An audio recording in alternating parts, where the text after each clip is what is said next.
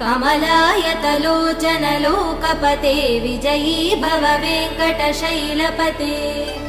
सचतुर्मुख षण्मुख पञ्चमुख प्रमुखाखिल दैवतमौलिमणे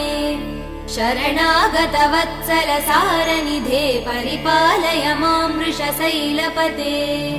अतिवेलतया तव दुर्विषहैरनुवेल कृदै प्रपराध सदैः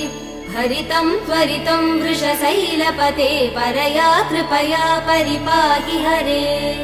अधिवेङ्कटशैलमुदारमते जनताभिमतादिकदानरतात्